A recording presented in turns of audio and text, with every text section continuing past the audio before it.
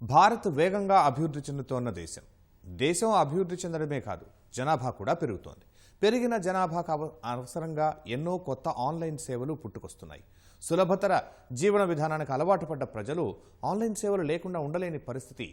ఇందుకోసం ప్రజలు తమ వ్యక్తిగత సమాచారాన్ని వివిధ వెబ్సైట్లు, అప్లికేషన్లలో పంచుకుంటారు. అదే ఇప్పుడు పెద్ద ముప్పుగా మారుతోంది. ఎక్కడికి వెళ్ళినా మనం పంచుకున్న సమాచారమే అంగట్లో సరుగ్గా మారుతోంది. దీంతో మన జేబులు ఖాళీ అవుతున్నాయి. అదే క్రమంలో ఇప్పుడు దేశంలోని 81.5 కోట్ల మంది భారతీయుల డేటా డార్క్ వెబ్లో చక్కర్లు కొడుతోంది. కోవిడ్ సమయంలో వ్యాక్సిన్ కోసం ఐసీఎంఆర్ సేకరించిన డేటా అందులోకి చేరింది. మరి ఈ డేటా హ్యాకర్లకు ఎలా చేరింది? దానివల్ల తలెత్తబోయే ప్రమాదం ఏమిటి? అసలు భారత ప్రభుత్వ వెబ్సైట్లనే హ్యాకర్లు ఎందుకు టార్గెట్ చేస్తున్నారు?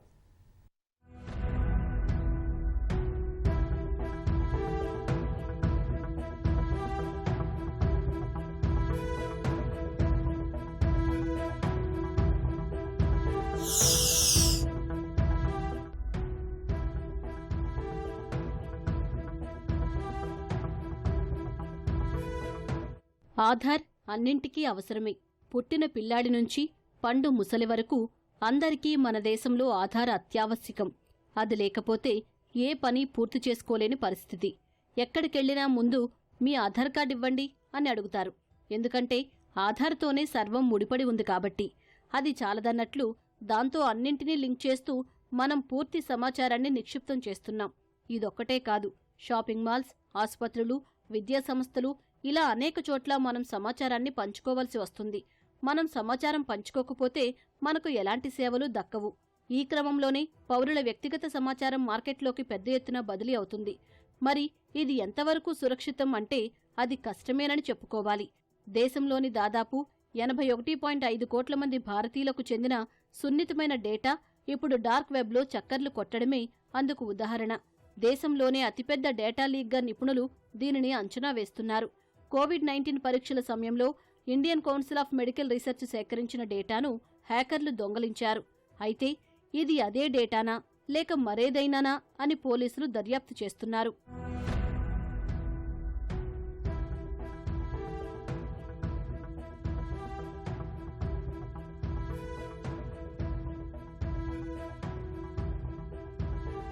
భారత్లోనే ప్రతిష్టాత్మక వైద్య సంస్థ అయిన ఐసీఎంఆర్ వెబ్సైట్లపై హ్యాకర్లు సైబర్ దాడి చేశారు. కానీ దీనిని కేంద్రం ఖండించింది. అయితే ప్రస్తుతం ఉన్న సమాచారాన్ని బట్టి చూస్తే ఇదంతా నిజమే కావచ్చని అనిపిస్తోందని నిపుణులు అంచనా వేస్తున్నారు.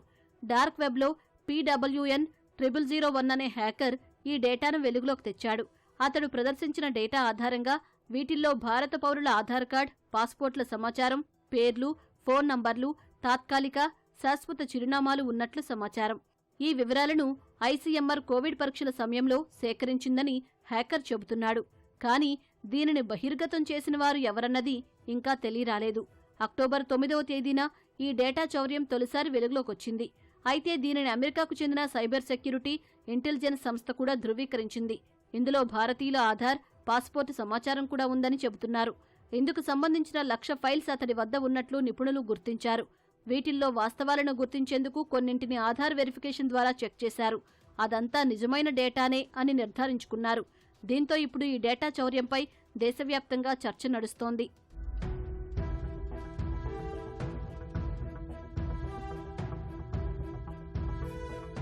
ఐసీఎంఆర్ డేటా లీక్ అవడంతో the computer emergency response team of India తక్షణమే ఐసీఎంఆర్ను అప్రమత్తం చేసింది.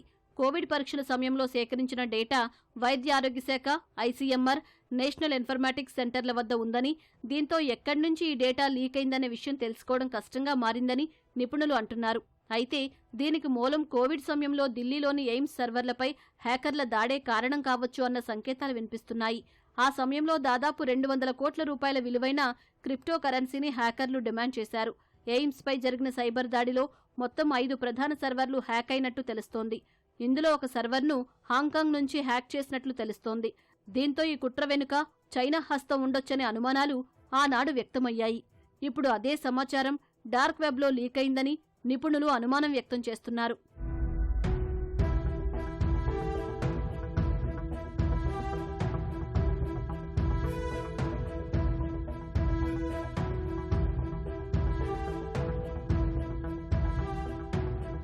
భారత్లో హ్యాకింగ్ అనేది నిత్యకృత్యమైంది. తరచూ ఏదో ఒకచోట భారత సర్వర్లపై సైబర్ దాడులు జరుగుతూనే ఉన్నాయి. 2023లో సగటున డేటా చౌర్యం విలువ 17.9 కోట్ల రూపాయలుగా ఉందని ఐబీఎం సెక్యూరిటీస్ కాస్ట్ నివేదిక చెబుతోంది. కానీ ప్రస్తుతం జరిగిన సైబర్ దాడి చాలా పెద్దదని నిపుణులు చెబుతున్నారు. ఎందుకంటే ఆరోగ్యానికి సంబంధించిన డేటా సమాచారం అనేది దేశానికి చాలా కీలకం. అందులోనూ ఐసీఎంఆర్ లాంటి సంస్థల్లో ప్రధానులు, రాష్ట్రపతులు, మంత్రులు, అధికారులు ఇలా ఎంతో మందికి చెందిన సమాచారం ఉంటుంది. అందులోనూ 81 కోట్లు అంటే దాదాపు 60% జనాభా డేటా డార్క్ వెబ్లో ఉంది. వీటితో దేశ ప్రజల ఆరోగ్యానికి సంబంధించిన పూర్తి సమాచారం హ్యాకర్ల చేతుల్లో ఉంటుంది. అదే జరిగితే బయోవార్కు కూడా అవకాశం లేకపోలేదు. వీటితో పాటు ఫోన్ నంబర్లు చాలా కీలకమైనవి. సాధారణంగా హ్యాకర్లకు కొన్ని ఫోన్ నంబర్లు దొరికితేనే నిత్యం ఏదో ఒక మెసేజ్ లేదా ఫోన్లు చేస్తూ వేధిస్తుంటారు. అలాంటిది ఏకంగా కొన్ని కోట్ల మంది సమాచారం లభించిందంటే ఊరికే ఉంటారా? సైబర్ దాడులను రెట్టింపు చేసే అవకాశం ఉంటుంది. వాటి ద్వారా ప్రజలు వ్యక్తిగతంగానే కాకుండా ఆర్థికంగా కూడా ఎంతో నష్టపోయే అవకాశం ఉంది. ఇది దేశ అంతర్గత భద్రతకు పెను ప్రమాదం పొంచి ఉండే అవకాశం ఉందని నిపుణులు అంచనా వేస్తున్నారు. మిగిలిన హ్యాకింగ్లతో చూసుకుంటే ఆరోగ్య సమాచార రిలేటెడ్ డేటా అనేది కొంచెం ట్రికీ ఇన్ఫర్మేషన్. ఎందుకంటే మీ బ్యాంక్ ఇన్ఫర్మేషన్ హ్యాక్ అయింది అనుకోండి, మీరు బ్యాంక్ పాస్వర్డ్ చేంజ్ చేసుకుంటారు, అలా చాలా చేయొచ్చు. ఈ ఆరోగ్యపరమైన ఇన్ఫర్మేషన్ ఏంటంటే అది ఏమీ చేంజ్ కాదు. మీ ఆరోగ్యపరమైన ఇన్ఫర్మేషన్, మీరు సర్జరీ చేయించుకొని ఉంటారు, లేకపోతే మీ ఆరోగ్యపరమైన ఇన్ఫర్మేషన్ అయితే చేంజ్ కాదు. ఒకటి. రెండోది, అది చాలా ఎమోషనల్తో కూడుకున్న వ్యవహారం. ఎవరైనా ఫోన్ చేసి మీరు ఆ రోజు ఆ పర్టికులర్ హాస్పిటల్ ఇది చేయించుకున్నారు కదా, ఆ హాస్పిటల్ నుంచి పోల్ చేస్తామంటే ఆటోమేటిక్గా అది నమ్మేస్తాం. మన కంగారులో ఉంటాం, మన ఆరోగ్యానికి సంబంధించిన విషయం కాబట్టి. లేకపోతే మన ఆర్మ్ ఫోర్సెస్లో కానివ్వండి, లేకపోతే వాళ్ళకి ఎవరికన్నా ఫోన్ చేసి వాళ్ళ ఫ్యామిలీ ఆరోగ్యం గురించి మాట్లాడితే వాళ్ళు కూడా కొంచెం ట్రబుల్ అవుతారు. ఆ ట్రబుల్ అయిన టైంలో వీళ్ళు చాలా రోగ్ స్టేట్స్ చాలా డ్యామేజ్ చేసే అవకాశం ఉంది. భారత్ను సైబర్ దాడులతో హ్యాకర్లు చాలా కాలంగా ఉక్కిరిబిక్కిరి చేస్తున్నారు. ముఖ్యంగా ప్రభుత్వ ఏజెన్సీలను విపరీతంగా టార్గెట్ చేస్తున్నారు. 2021లో 6.3% ఉన్న దాడులు 2022 వచ్చేసరికి 13.7%కు పెరిగిందని క్లౌడ్ సెక్ అనే సంస్థ నివేదించింది. అయితే భారత్ ఒకటే కాదు, యుఎస్, చైనా, ఇండోనేషియా దేశాల్లోని ప్రభుత్వ సంస్థలపై పెద్ద ఎత్తున దాడులు జరుగుతున్నాయి. ప్రపంచవ్యాప్తంగా జరుగుతున్న మొత్తం సైబర్ దాడుల్లో 40% వరకు ఈ దేశాల్లోనే జరుగుతున్నాయని ఆ సంస్థ చెబుతోంది. ప్రపంచవ్యాప్తంగా సగటున రోజుకు సుమారు 30,000 వెబ్సైట్లు హ్యాక్ అవుతున్నాయి. అందులో 64% కంపెనీలు తమ డేటాబేస్లోని సమాచారాన్ని కోల్పోతున్నాయని నివేదికలు చెబుతున్నాయి. సగటున ప్రతి 39 సెకండ్లకు ఒక వెబ్సైట్ హ్యాకింగ్కు గురవుతోంది. ఇందులో సుమారు 24,000 మొబైల్ యాప్లను ప్రజలు నిత్యం బ్లాక్ చేస్తున్నారు. ఇంతలా బ్లాక్ చేస్తున్నా ప్రపంచవ్యాప్తంగా రోజుకు 30,000 మాల్వేర్లను హ్యాకర్లు సృష్టిస్తున్నారు. ఈ లెక్కలు చాలు సైబర్ దాడుల తీవ్రత ఎలా ఉందో చెప్పడానికి. అయినా ప్రజలకు కొంచెం అవగాహన ఉండటం, అత్యుత్తమ యాంటీవైరస్ టూల్స్ వినియోగిస్తూ ఉండటంతో వీటి తీవ్రతను కాస్త అదుపు చేస్తున్నట్లు నిపుణులు చెబుతున్నారు. ఇప్పుడు డేటా డార్క్ వెబ్లో ఆల్రెడీ ఉంది కాబట్టి రికవర్ చేసేలోపు రికవర్ ఎప్పుడు చేస్తారు, రికవర్ అవుద్దో లేదో తెలియదు. ఒకటి. రెండోది, ఆ డేటా ఆల్రెడీ శత్రు దేశాల చేతుల్లో కానీ లేకపోతే ఈ రోగ్ స్టేట్స్ కానీ వెళ్తే రికవర్ చేయడం అనేది చాలా కష్టమైన విషయం ప్రస్తుతానికైతే.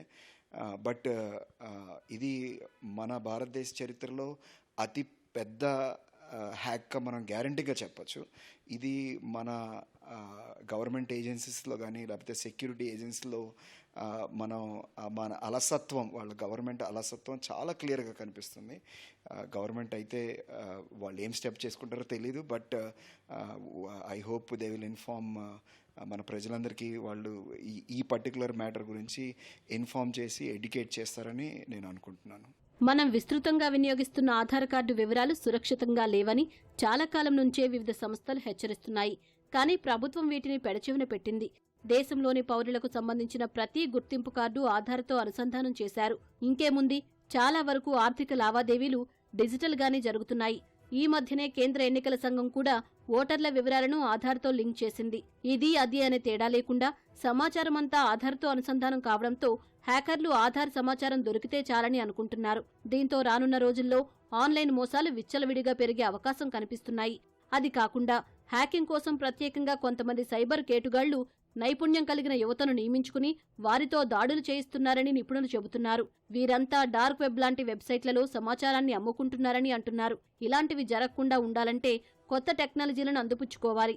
అంటే ఫైర్ వాల్ సేఫ్టీకి సంబంధించిన కొత్త అప్డేట్లను కంపెనీలు తెలుసుకోవాలి. కానీ ఇందులో భారత్ చాలా వెనుకబడి ఉందని IBM సర్వేలో తేలింది.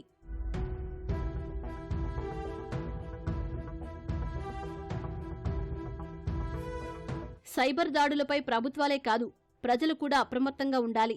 లేకపోతే కష్టపడ్డ సొమ్మంతా సైబర్ దాడుల్లో చేజార్చుకోవలసి ఉంటుంది. ప్రభుత్వాలు కూడా అన్ని చోట్ల ఆధార్ లాంటి సమాచారమంతా కలిగి ఉన్న కార్డును ధృవీకరణ పత్రంగా సమర్పించాలని చెప్పడం సరైంది కాదని నిపుణులు అభిప్రాయపడుతున్నారు. ఎందుకంటే చాలా ప్రభుత్వ సంస్థలు వెబ్సైట్ల నిర్వహణ కోసమని థర్డ్ పార్టీ కంపెనీలను ఆశ్రయిస్తుంటాయి. ఆ కంపెనీకి సంబంధించి డేటా చౌర్యం జరిగితే ఇక అంతే సంగతి. ఇలా నిత్యం భారత్లో కొన్ని వందల సర్వర్లు హ్యాకింగ్కు గురవుతున్నాయి. అయితే ఇక్కడ తస్కరణకు గురవుతోంది కేవలం సమాచారం మాత్రమే కాదు, దేశ ఆర్థిక వ్యవస్థ అన్న విషయం అందరూ గుర్తుంచుకోవాలి. లేదంటే రానున్న రోజుల్లో ఇవే సైబర్ యుద్ధాలుగా మారే ప్రమాదం ఉంటుంది. అప్పుడు ఎవరినీ నిందించడానికి అవకాశం ఉండదు. కాబట్టి అప్రమత్తతతో కూడిన ముందుచూపే అందరికీ శ్రేయస్కరం.